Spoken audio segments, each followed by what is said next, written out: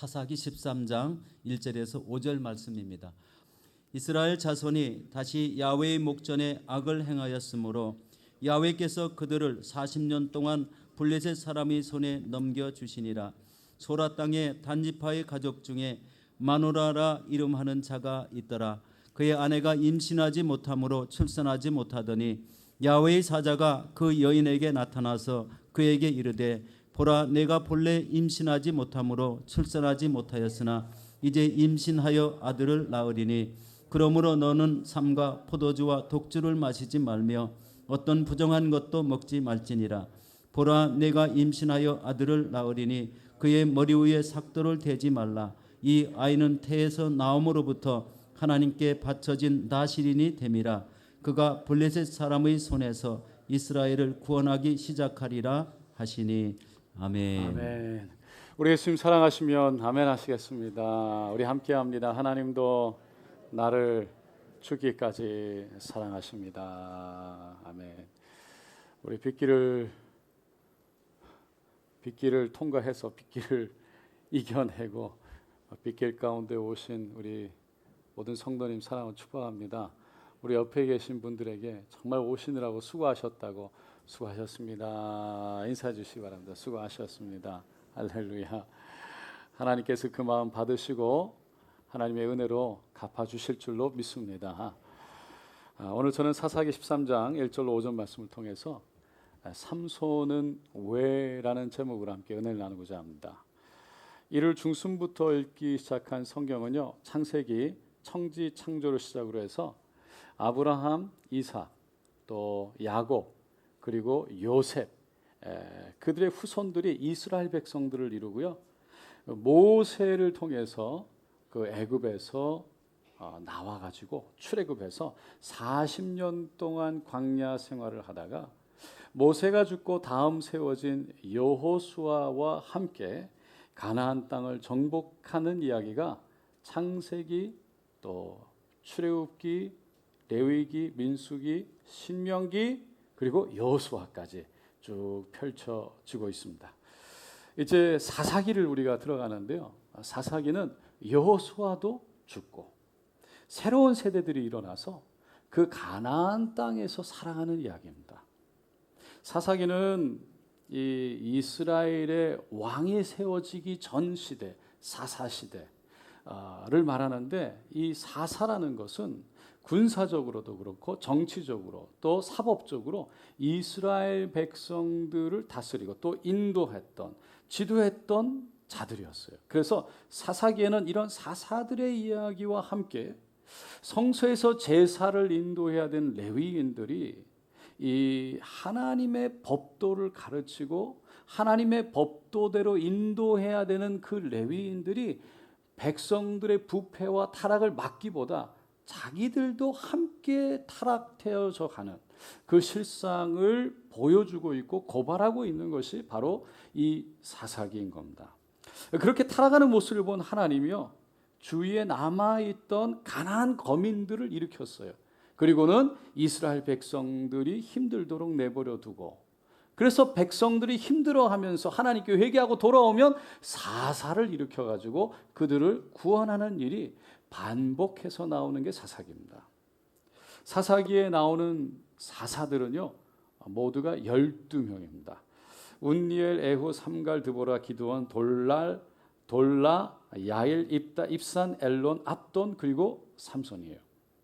우리가 오늘 읽은 본문 말씀의 이 말씀이 마지막 사사였던 삼손이 태어날 때 이야기입니다. 그러니까 삼손에 대한 이야기를 우리가 이렇게 해야 되는데, 그 얘기를 들어가기 전에 왜 하나님은 이스라엘 땅에 사사를 세웠나? 그리고 그 사사가 세워진 목적은 무엇이었나?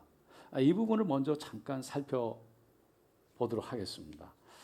첫째는 하나님이 여호수아 세대, 이스라엘 백성들에게 이스라엘 땅에, 그 가나안 땅에 들어가면 그 땅에 있는 거민들을 다 진멸하고 몰아내라고 말씀하셨어요. 그런데 그들이 그러질 못했어요.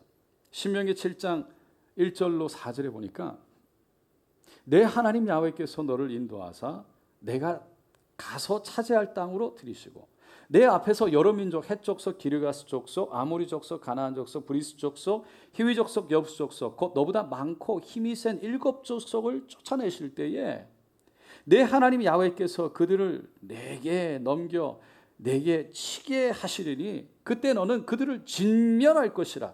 그들과 어떤 언약도 하지 말 것이요 그들을 불쌍히 여기지도 말 것이며 또 그들과 혼인하지도 말지니 내 딸을 그들의 아들에게 주지 말 것이요 그들의 딸도 내 며느리로 삼지 말 것은 그가 내 아들을 유혹하여 그가 야훼를 떠나고 다른 신들을 섬기게 하므로 야훼께서 너에게 진노하사 갑자기 너희를 멸하실 것임이니라.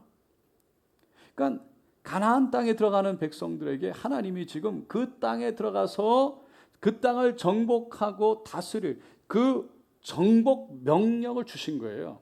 그런데 그 거민들을 몰아내고 진멸하라고 했는데 어떤 언약도 맺지 말라고 그랬는데 서로 혼인도 우상 숭배를 빠지게 하는 혼인도 하지 말라고 그랬는데 여호수아를 쭉 읽다 보면요. 기브온 족속에게 속아서 서로 화친 조약을 하게 되고 그리고 그것을 시작으로 다른 그 족속들이 이렇게 살아남기게 되는 겁니다. 그렇게 쫓아내지 못했던 족속들이 여호수아 13장에 보면 쭉 나옵니다. 그 족속들 중에서 메소포타미아 왕 구산 리사다이, 그리고 모압 왕 에글론, 가나안 왕 야빈, 그리고 미디안 족속, 암목 족속, 블레셋 족속이 그 가나안 땅에 살고 있는 이스라엘 백성들을 틈만 나면 침략하고 그리고 억압을 하고 못 살게 굴고 힘들게 괴롭힌 거예요. 그때마다 하나님이 사사를 일으켰어요. 그리고는 백성을 구해주셨습니다. 두 번째로 가나안 땅에서 태어나서 살아가던 이 이스라엘 백성들이 타락했기 때문이에요. 그러니까 사사기 2장 8절로 10절을 이렇게 보면 한번 다 같이 읽어보겠습니다. 야훼의 종 눈의 아들 여호수아가 110세의 죽음에 무리가 그의 기업의 경내 에브라임 산지 가스산 북쪽 딥나 헤레스에 장사하였고 그 세대의 사람도 다 그 조상들에게 돌아갔고 그 후에 일어난 다른 세대는 야훼를 알지 못하며 야훼께서 이스라엘을 위하여 행하신 일도 알지 못하더라. 여기서 그 세대들은요 출애굽을 한 이후에 일어난 3세대, 세 번째 세대예요. 그러니까 1세대는 모세와 함께 애굽에서 나왔던 거예요. 그 1세대예요. 그래서 광야에서 죽어갔어요. 2세대는 여호수아와 함께 가나안 땅에 들어가서 정복했어요. 그리고 그 땅에서 죽어갔어요. 제3세대는 그 땅에서 태어난 새롭게 일어난 사람들이에요. 그러니까 오늘 읽은 말씀에 그 세대가 제3세대인 거예요. 근데 그 세대들은 하나님을 모르는 다른 세대였대요. 그래서 13절에 그 밑에 보면 야훼를 버리고 바알과 아스다롯을 섬겼다라고 되어 있습니다. 하나님이 그들을 보고 화를 내셨어요. 진노하셨어요. 그래서 그 밑에 보면 21절 23절에 이렇게 말합니다. 나도 여호수아가 죽을 때에 남겨둔 이방 민족들을 다시는 그들 앞에서 하나도 쫓아내지 아니하리니 이는 이스라엘이 그들의 조상들이 지킨 것 같이 나 야훼의 도를 지켜 행하나 아니하나 그들을 시험하려 함이라 하시니라. 야훼께서 그 이방 민족들을 머물러 두사 그들을 속히 쫓아내지 아니하셨으며 여호와의 손에 넘겨주지 아니하셨더라. 하나님이 더 이상 가나안 족속들을 쫓아내지 않겠다라고 말씀하신 거예요. 그리고 이스라엘 백성들이 하나님의 말씀을 따라 사는지 살지 않는지 시험하겠다라고 말씀하셨어요. 여러분 이 말씀을 언뜻 우리가 생각하면 하나님이 일부러 이스라엘 백성들을 시험하시려고 가나안 땅 사람들을 남겨두신 거 아니야? 라고 생각할 수 있어요. 그런데 조금만 더 깊이 생각해 보면 하나님의 깊은 사랑이 거기에 있습니다. 우상 숭배는요 하나님만 떠나는 것이 아니에요. 하나님을 떠난다는 것은 곧 영적인 죽음인 줄로 믿습니다. 그러니까 여러분 하나님이 이스라엘 백성들에게 자유의지를 주셨는데 그 자유의지를 갖고 자기 뜻대로 자기 마음대로 하나님을 등지는 거예요. 그러면 이스라엘 백성들은 도적이 오는 것은 훔치고 도적질하고 죽이고 멸망시키러 온다고 예수님 말씀하신 것처럼 우상 숭배는 우상신을 따라가다가 그 우상신 속에 결국은 그 끝이 저주고 죽음이니까 하나님이 그냥 내버려 두지 않겠다는 것이었어요. 그래서 가나안 주민, 그러니까 이스라엘 백성들이 죄를 짓고 우상신을 따라가니까 하나님이 그거를 그냥 내버려 두지 못해서 결국은 그들을 돌이키기 위해서 거주민들을 하나님이 허락하셨던 겁니다.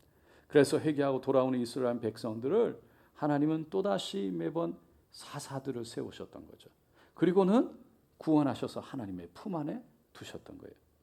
세 번째로 보면 하나님이 사사를 세우신 이유가 이스라엘 백성들을 하나님 말씀 안에 있게 하고 그리고 그들을 가르쳐서 인도하게 하기 위함이었어요.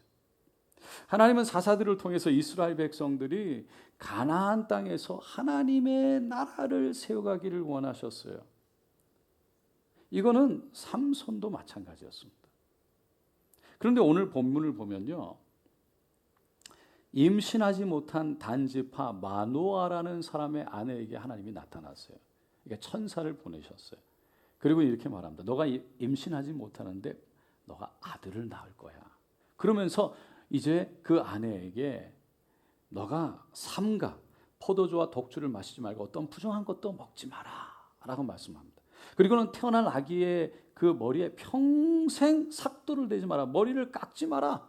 그러면서 그는 거룩하게 하나님께 바쳐진 나실인이다.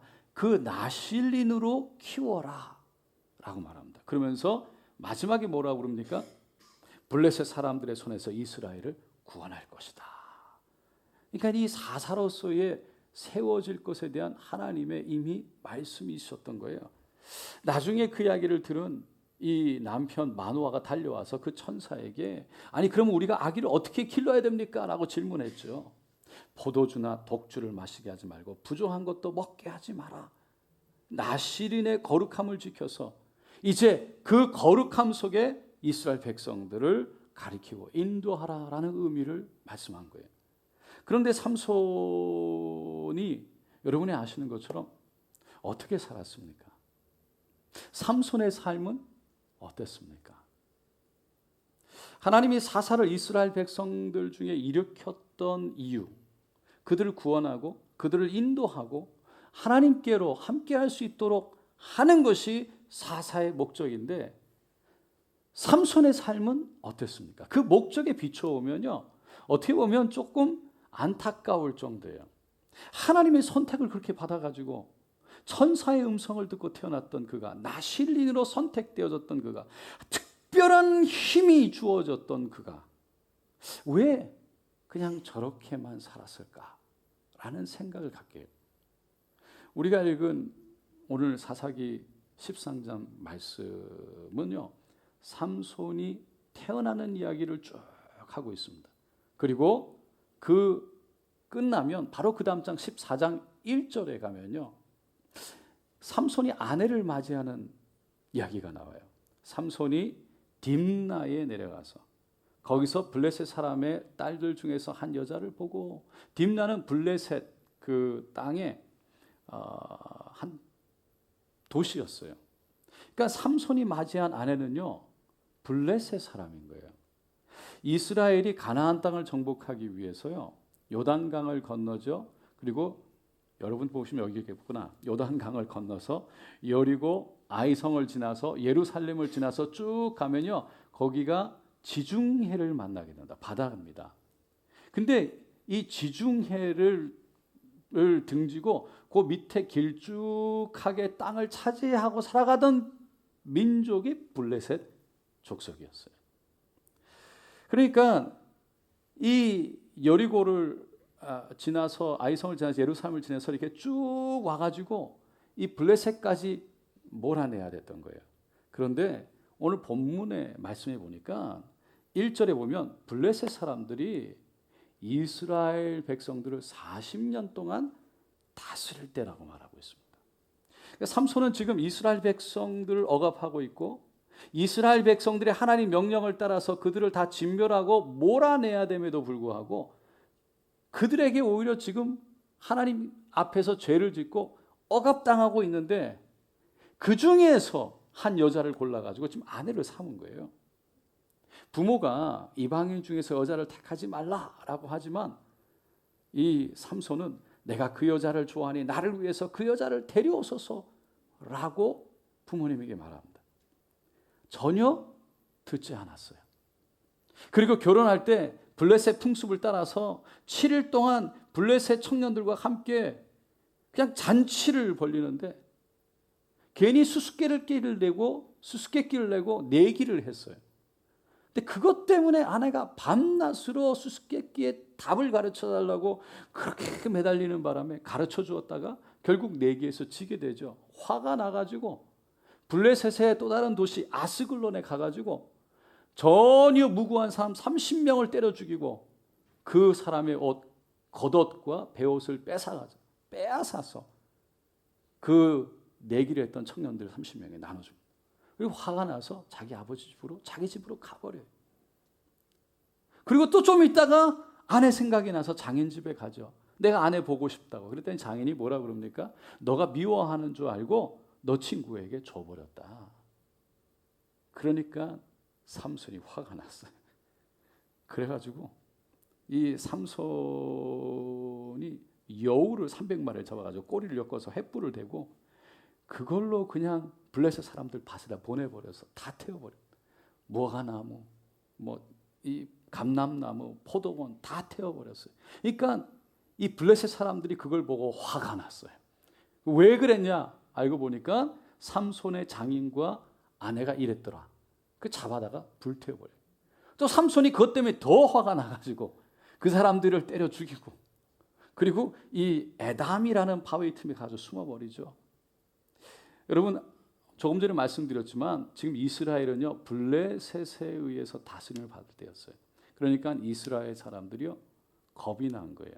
그래서 3,000명이 이 삼손에게 찾아갑니다. 우리가 너를 죽이려고 하는 게 아니고 그냥 묶임을 당해서 내가 블레셋 사람들에게 넘겨만 줄 테니까 제발 좀 하게 해달라고. 그래가지고요 삼손이 그냥 묶이죠. 근데 블레셋 사람들이 오니까 오자마자 마른 나귀 턱뼈 하나 찢어가지고 그냥 내려쳐서 1,000명을 그 자리에서 죽여버립니다. 그게 15장까지 얘기예요. 마지막 절에 뭐라고 되어 있냐면 20절에 15장에 블레셋 사람의 때에 삼손이 이스라엘의 사사로 20년 동안 지냈더라. 삼손이 이스라엘의 사사로 20년이 있었어요. 그런데 바로 그 다음 얘기가 16장 1절에 이렇게 말합니다. 가사에 가서 한 기생을 보고 그에게 들어갔더니 하나님의 길을 우리가 가르치고 또 이스라엘 백성들을 지도하고 인도해야 될 사사가 기생을 만났어요. 그리고 그 다음에 등장하는 여인이 우리가 너무나 잘 아는 들릴라입니다. 성경은 들릴라가 유대 사람인지 블레셋 사람이 정확하게 얘기하고 있지는 않아요. 그러나 딥나 여인 가사의 기생을 생각해 보면 그들이 모두 블레셋 사람이었다는 것을 생각하면 들릴라도 당연히 블레셋 사람이었기 때문에 이 사사기 기자가 따로 언급하지 않은 것 같아요. 그러니까 삼손의 인생을 가만히 보면요, 블레셋 여인들에게 그 여인들에게서 헤어나오지 못하는 인생이었어요. 문제가 있죠. 들릴라가 삼손을 잡아주면 은 1,100개를 주겠다는 이야기에 삼손에게 어떻게 당신을 결박하고 굴복시킬 수 있냐고 알려달라고 떼를 쓰죠. 어디서 그 힘이 나오냐고. 삼손이 2번이나 거짓으로 알려졌어요. 그런데 그때마다 블레셋 사람들이 그 방법으로 자신을 잡으려고 했음에도 불구하고 삼손은 들릴라를 전혀 의심하지 못했습니다. 결국에는 자신을 사랑한다면 어떻게 가르쳐주지 않을 수 있냐?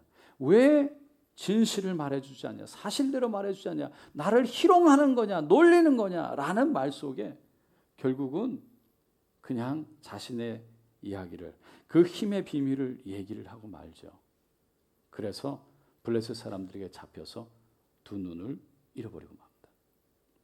그리고 감옥에 갇혀서 맷돌을 미는 신세가 되고 말았어요.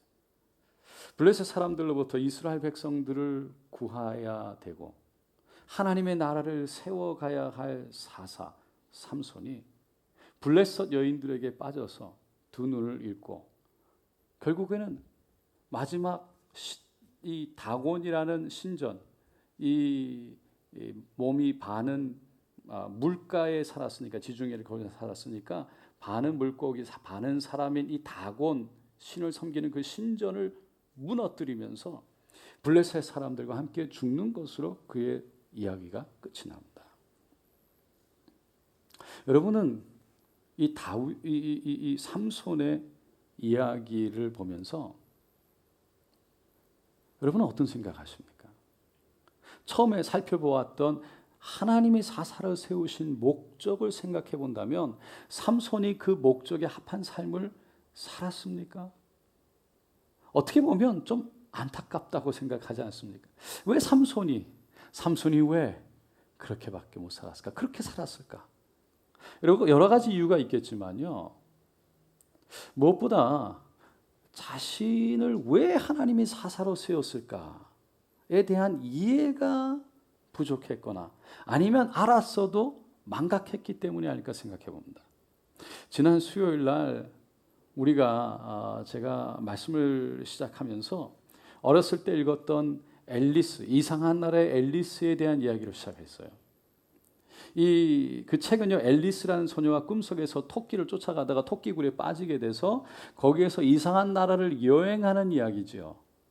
그런데 그 중간쯤 가면요, 앨리스가 어떤 길을 이렇게 가다가 이 갈림길이 나오게 돼요. 그래서 거기에 서가지고 어느 길로 가야 될지 몰라서 망설이고 있는데 고양이가 한 마리 그때 지나가는 거예요. 그래서 그 고양이에게 질문합니다. 어디로 가야 되냐고 내가. 그랬더니 고양이가 뭐라 그러냐면 너가 가고 싶은 길이 어디야? 라고 질문하죠. 그때 앨리스가 나 잘 모르겠어. 그때 고양이가 이렇게 얘기합니다. 그렇다면 어느 길로 가도 무슨 상관이야? 여러분, 이 너무나 간단한 대답인데요. 그러면 너가 어디로 가야 될지 모르면 어느 길로 가도 무슨 상관이야? 이게 참 우리에게 많은 생각을 하게 해요. 고양이의 말대로 정말 우리가 가고 싶은 길이 어딘지를 모른다면, 정말 우리가 가야 할 길이 어딘지를 모른다면 우리는 어떤 길로 가야 될지 고민은 하겠지만 우리 입장에서 개인적으로 봤을 때 어떤 길로 가도 별 상관이 없어지는 거예요. 반대로 우리가 가야 할 목적지가 분명하면, 어느 길로 가야 되는 것이 분명해지면 우리는 그 목적지를 향해서 곧장 가려고 할 거예요. 여러분, 신앙생활, 예수님을 따라가는 신앙생활도 마찬가지입니다. 우리가 예수님을 따라간다고 하지만요, 예수님을 따라가는 목적지를 모른다면, 목표를 모른다면, 어디로 가는지를 모른다면 그냥 우리는 어디로 가야 되는지 모르니까 어디로 가야 되는지 알고 싶긴 하겠지만 그냥 막 다닐 거예요. 결국 어디로 가든지 상관없는 거예요. 그러나 만약 그 길을 정확하게 안다면 우리는 곧장 그 길을 가고 싶어 할 거예요. 그러니까 예수를 따라가는데도 우리의 인생을 바라보면 분명한 목표와 목적지를 갖고 가는 것이 너무나 중요하다는 겁니다. 세들백 교회의 릭 워런 목사님이 쓴 책 중에 너무 유명한 책이 있죠. 목적에 이끄는 삶. 많은 분들이 읽었을 겁니다. 거기 보면 목적은 항상 열정을 낳는다. 뚜렷한 목적만큼 계속 에너지를 공급해 주는 것은 없다. 반대로 목적이 결여되면 열정은 사라지게 된다. 그러면서 인생을 살아가면서 목적 없이, 그리고 열정 없이 살아가는 것만큼 지루하고 억울한 인생은 없다. 우리가 어디로 가고 있는지, 또 어디로 가야 할 것인지를 모르는 인생은, 목적이 없는 인생은 열정도 없고, 그렇게 살다가 결국은 돌아보면 후회만 남게 된다는 거예요. 이 인생의 분명한 방향성을 갖고 가는 게 너무나 중요하다라는 겁니다. 그러면 우리 인생의 신앙생활의 궁극적인 최종 목적지는 어디입니까? 할렐루야. 천국인 줄로 믿습니다. 우리가 가장 마지막 이루어야 될 천국은 하나님이 계신 곳인데 그 마지막 순간에 하나님이 계신 곳에 들어가는 게 우리의 목표예요. 하지만 우리는 이 땅에 지금 살고 있잖아요. 하나님이 부르셔야 우리는 그 천국을 가는데 그때까지 우리가 이 땅에 사는 목적은 무엇입니까? 우리는 왜 이 땅에 살아가야 됩니까?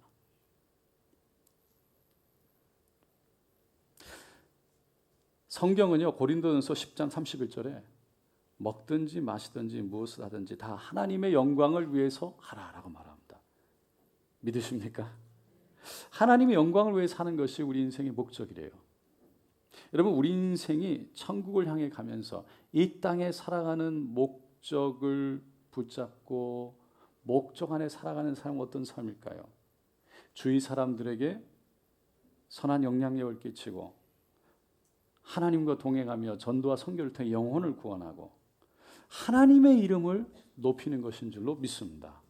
그러면 우리가 천국을 향해서 또 그분의 영광을 위해서 이 땅에 살아가는데 살아가는 동안에 우리는 그러면 무엇을 추구하며 살아가야 되는가라는 것을 생각해 보는 거예요. 우리의 영혼이 무엇을 해야 되는가? 그거는 우리의 영혼이 하나님 형상을 닮아가야 되는 거예요. 그럴 때 하나님의 영광이 드러나는 겁니다. 그게 영혼의 성숙이라는 거예요. 티미 무어 목사님이 쓰신 은혜 받는 연습 영성 훈련을 책에 보면요, 영적으로 성숙한 상태에 이르게 되면 오직 하나님의 영광을 위해 살아가는 삶이 가능해진다라고 말하면서 영적 성숙을 소망해야 한다라고 말합니다. 제가 요즘에 결혼 예비 학교를 진행하고 있는데 지난주에는 부부들의 성격 테스트, 기질 테스트를 했어요. 그리고 서로가 어떻게 다른지, 왜 다른지, 그리고 그 다른 것이 어떤 의미를 갖고 있는지, 그러니까 이 다르다는 것이 얼마나 서로에게 복이 되는지, 어떻게 정말 풍성한 삶을 누리게 하는지, 그래서 서로가 어떻게 하나 돼서 가야 되고 어떤 면에 서로를 도와주고 부족한 것을 채워줘서 가야 되는지, 이런 것들을 쭉 설명을 해줬어요. 그래서 그 과정을 이렇게 쭉 가다 보니까 이렇게 성격들의 이런 모습들이 보이거든요. 그러니까 뭐 좋은 점도 있고, 그러니까 똑같은 성격인데도 외성적, 내성적, 또 뭐 어떻게 직관적, 또 감정적, 뭐 이런 부분들이 네 가지가 있는데 이것들이 하나님이 나에게 허락하신 뭐가 좋고 나쁘고가 아니라 그것이 하나님이 나에게 주신 그 사람에게 주신 성격이라는 거예요. 성품이 아니고 성격이고 기질이라는 거예요. 그러니까 서로가 그런 성격을 이렇게 보다 보니까 좀 더 깊이 하다 보니까 이렇게 고백하더라고요. 나중에는 내가 상대방을 보면서 좋은 점, 좋은 성격만 봤는데 좋은 성격만 있는 것이 아니고 그 성격 때문에, 그 좋은 점 때문에, 여러분 그 성격, 그 좋은 점 때문에 나쁜 점이 있다는 거 아세요? 열심히 하는 사람이 열심히 하는 성격이 있지만 그만큼 깐깐한 거 아세요? 할렐루야. 푸근하고 그만큼 털털한 사람이 그냥 아무거나 별로 열정 없이 그냥 털털털털 하고 괜찮아 그러고 가는 거 아세요? 그러니까 다 가질 수는 없는, 어떤 면에서는요. 중요한 건 뭐냐면 상대방의 그런 부분들이 보이기 시작하면서 부족한 면이 보이더라라는 거예요. 그러니까 제가 어쨌든 사랑이라는 건 부족한 면을 받아들이는 거다. 근데 그냥 받아들이는 건 너무나 힘드니까 하나님이 만들어 놓으신 그 사람을 이해하면 받아들일 수 있다. 그러면서 결국은 뭐냐? 정말 행복해지고 싶으면. 그러니까 기질과 성격의 이 다름을 보면서 좋고 나쁨이 아니라 그 성격들이 성숙되어지냐 미성숙되어지냐라는 것을 보게 된 거예요. 행복이라는 것은 성숙한 기질과 성격을 가진 사람과 살면 내가 행복해지는 거예요. 할렐루야. 성숙한 사람과 살고 싶으신 분 아멘. 그러니까 그러면 성숙은 어떻게 오는가? 성장은 어떻게 오는가? 결국은 내가 하는 것이 아니라, 물론 내가 하는 부분은 제가 나중에 얘기할 거예요. 중요한 것은, 가장 중요한 것은 우리가 파트너가 함께 살다 보면 서로가 조금씩 닮아가는 것처럼 나를 닮으라가 아니라 우리가 닮아가야 될 예수님과 함께 하면 할수록 누구를 닮게 돼요? 예수님을 닮아가게 되는 거예요. 그러니까 목사니까 예배해라, 말씀 읽어라, 기도해라가 아니에요. 내가 정말 하나님과 함께 하면 할수록 내가 하나님을 닮아가요. 그래서 내가 결혼해서 행복해지면 내 파트너가 누굴 닮아야 된다고요? 예수님을 닮으려면 어떻게 해야 됩니까? 예수님과 시간을 보내야 되는 거예요. 예배 가운데 하나님을 만나야 되는 거예요. 말씀 가운데 하나님을 만나야 되는 거예요. 그러니까 목사니까 하나님 믿어라가 아니에요. 여러분 가만히 생각해 보세요. 성숙이라는 건요. 그래서 하나님을 닮아가면요. 내 안에 부족한 것들이 하나님께서 채워주시고 하나님을 닮아가기 시작하는 거예요. 그러면 내가 그 부족함이 감춰지고 채워지고 나의 성숙됨이 다른 사람에게 복이 돼서 가게 되면 다른 사람에게 평안이고 복이 되면 그 복이 다시 나에게 돌아오는 줄로 믿습니다. 그러니까 예수 믿으면 복 받는다는 것이 하늘에서 하나님이 주시는 복도 있지만 내가 예수를 닮아가면 나를 통해서 하나님의 복이 드러나면 그러면 그 복이 다시 나에게 돌아오기 때문에 이 땅에서도 복을 받는 거예요. 그런데 이렇게 복이 되려면요, 우리가 결혼 생활도 마찬가지예요. 하나님을 알면 하나님이 나를 왜 부르시는지를 알면, 다시 말해서 결혼 생활에서는요, 내가 왜 결혼했는지를 알면, 두 번째로 우리의 결혼 가정이 어디로 가는지를 알면, 우리가 어디를 가야 되는지를 알면, 방향이 있으면, 여러분 힘들고 어려워도 때로는 아파도 나에게 가야 될 길이 있기 때문에, 방향이 있기 때문에, 목적이 있기 때문에 일어나는 거예요. 그리고 그 가정을 지키는 거예요. 그런데 그게 없으면, 그 방향이 없으면, 목적이 없으면 지켜야 될 길을 모르겠어요. 왜 가야 되는지를 몰라. 왜 함께 해야 되는지를 몰라. 어디로 가야 될지를 몰라요. 그러니까 잃어버리는 거예요. 신앙생활도 마찬가지예요. 하나님이 먼저라는 것은 하나님을 닮아가서 내가 성숙되어질 때 결국은 내가 복이 되는 것이고 그것이 나에게 복으로 오기 때문이에요. 뿐만 아니라 내 삶이 이웃에게 복이 되고 그 복이 나를 통해서 하나님의 은혜를 경험하게 하는 것입니다. 그러니까 삼손의 삶을 보면 그게 성숙한 삶. 나를 위해서가 아니라 내가 성숙해져서 다른 사람들에게 복이 되는 삶이 성숙한 삶인데, 이 삼손의 삶을 보면 그런 모습이 보이질 않아요. 아니, 성숙함을 사모하는 모습도 나와 있지 않아요. 오히려 자신이 화가 난다고 자신의 감정대로 그게 컨트롤되는 것도 아니고 그냥 가가지고 무고한 사람 때려가지고 쳐 죽여서 필요하니까 겉옷과 베옷을 30벌을 빼앗아가지고 오고 그냥 줘버리고 끝내고 개인 감정의 복수심에 불타서 그 블레셋 사람들의 밭을 다 태워버리고 포도원을 태워버리고 감람나무를 태워버리고 그 미성숙한 모습이 많았던 것 같아요. 그 자신이 마음 가는 대로 했어요. 자신에게 어떤 힘이 주어졌는지, 왜 주어졌는지, 어디서 오는지는 알았어요. 그런데 왜 그것이 자기에게 주어져, 어떻게 사용해야 되는지를 몰랐어요. 무엇을 위해서 사용해야 되는지를 몰랐어요. 알았다면 그것을 왜 했어야 됐어요. 근데 삼손은 자신을 위해서 다 썼어요. 자신의 마음 가는데, 그 미성숙이라는 거예요. 어떤 젊은 목사님이 나이 든 어머니를 모시고 살았답니다. 효자였어요. 그런데 어머님이 매주 예배 시간만 되면 요 앞에 앉으셔가지고 그 눈을 감고 자꾸 조시는 거예요. 그냥 아들이 보니까 그 덕이 안 되고 마음이 그래서